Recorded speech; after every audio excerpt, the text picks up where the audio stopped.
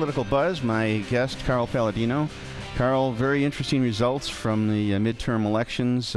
First, in New York State, the governor's race. If you look at a map that shows all the counties that voted in New York State, it's astounding how much of the state is red versus just a few areas of the state that are Democrat. But those areas outweigh us so much in upstate that I don't know that upstate will ever have a real good say as to who's going to be in Albany. Well, unlike the Pataki election against Mario Cuomo, we didn't bring out enough of a wave out of upstate New York. Upstate New York, if you look at the maps, came out pretty red all the way through, and except for Monroe and Erie, pretty much and a couple of counties way up in the northeast. The election clearly, I mean, if it were just upstate, okay, it would have been won by Astorino. Downstate, including Westchester, which is his home county, which he lost, and then into the city, and Nassau. Nassau went in favor of Cuomo. Suffolk held strong. The problem in Nassau clearly is Mondello. He's just an old bulldog, and he tells people where they want to go. And his logic is very simple. What's in it for me? Obviously, Andrew takes good care of him. Andrew, through D'Amato and those other cronies down there on Long Island, takes very good care of Mondello, and the fellow's name is he's the county executive, Magnano, who came out and actually, he's a Republican, and he came out and actually endorsed Cuomo. Dean Skelos, okay, that's his home county. Who's been a rhino right along, who, for all intents and purposes, endorsed Cuomo. Okay, that's what brought Nassau County out so weak on the Republican side. That, together with if we had a greater push in Erie and in Monroe counties, it would have all been red up in upstate New York. But Cuomo, despite the fact of the Moreland Commission fiasco, okay, and really it's come down to Preet Bharara and what his intentions are here, and hopefully he'll be able to do what the lame electorate has been unable to do. Our electorate is confused. Upstate, I think they pretty much know where they should be, and they know what they need, and they know what they want. Well, looking whether at it be fracking or Safe Act or looking at it from a broader perspective. Nationally, the governors throughout the country, and I'll pick Wisconsin as an example. Scott Walker was reelected governor in Wisconsin, and Wisconsin had been kind of a blue state. It was a tough thing for them to get a Republican governor, but it showed that the voters kind of consider what's being done and what's good for the state.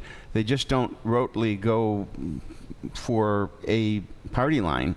And Walker he's gone through 3 elections now, a recall election and 2 regular elections, and he keeps on winning because he's doing a good job. Now, I think counter that with the way that New York State is consistently the worst state in the union on so many levels, and people don't change their vote. It's because they don't have a stake in it. In Wisconsin, I'd say there's a much greater percentage of voters have a stake in what the government does. We have at least 50%, if not more, of the voters in the state of New York don't work. They don't pay taxes. They're uninformed. And those they don't watch voters. And they just do what either their pastors or the local leaders tell them to do. Okay, and historically, for the minority groups, okay, it's been pretty much pulled the Democratic lever, and that's the difference. We don't have people that have something to lose with this government, or that can actually figure out why they go to work every day, but the government takes enough from them to give to people who don't want to go to work every day. And I'm not talking about people who are legitimately disabled or unable. Okay, that's always a certain segment of every population. But we have an extraordinary sized group here. They elected a hyper liberal like de Blasio down in New York City. I mean, we wouldn't even think that this man would be qualified in upstate New York. He admits he's a socialist. He's clearly a socialist. He's totally upside down. With that in mind, is there ever a hope that there would be any hope for a candidate? Now, the last time, well, we had a Republican in Pataki, but he was a moderate Republican. I mean, is there any hope that we'll ever have a change in the state direction? Certainly doesn't look that way. No, not with the plurality. I mean, Cuomo was the polls were saying he was going to win by 30 points. Well, he didn't win by 30 points, but he won by 12, 15 points, which is clearly. I mean, that's a clear mandate. That's a decisive Here's a guy victory. that has been clearly under investigation. He gives illusory promises of economic development, which when you really look just below the surface, he's buying jobs for $500,000 a job. All right, that's not economic development. He's taking care of his friends and family with Startup New York. I mean, the man clearly is not being a responsible public servant. There's no transparency. He's got an evilness about him, which comes out occasionally from his staff. He's just not the nice guy. But I've talked to several people who don't know each other but are politically connected, and on both sides, not just Republicans but Democrats as well. And the most common word that I have heard in connection with Andrew Cuomo is thug. I mean, and it's not an editorial comment on my part. I'm just telling you what I've heard from a lot of different sources. He intimidates the press. He intimidates other leaders. Here he goes and climbs into bed with Christie in New Jersey. Instead of revealing what Christie's involvement was in the bridge scandal, they're all involved in the cover-up of it. He appoints a Moreland Commission, ostensibly to root out corruption. But as soon as they start getting close to him and to giving him a root canal, or some of his pals, he pulls the plug on it, all right, and expects to just walk away and say, well, everything's nice, okay?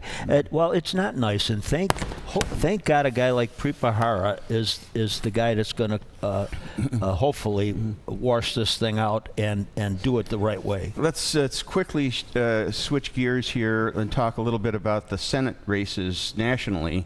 It's good night, very good night for Republicans. Yep. What's that going to do in the direction we're going to go in the next couple of years? Clearly, the pendulum is swinging from the hyper-liberalism. It's going back to the middle, where it should be. Clearly, the people they're showing their disgust with a crooked government, with a government that has to continue to make up excuses and denies any responsibility for anything that goes wrong, that they're always passing the buck on to somebody else and they're blaming somebody else for the problems. A government that its leader, you don't even know if he's paying attention. You don't know if that's the distrust. It's that bad. He could mourn the death of an American serviceman and then walk away and go out and play golf that day. I mean, he's not the kind of person you could sit at the kitchen table with and have a warm conversation. He's a cold person. All that nonsense that put him into office a couple of times. Well, the first time. The second time, I think the Republicans clearly shot themselves in the foot by putting Romney up there. Well, it was definitely he wasn't going to win anything. It was a definitive statement, to say the least. But now the opportunity's there, and if McConnell and Boehner don't show real leadership and a devotion to basic American principles, constitutional principles.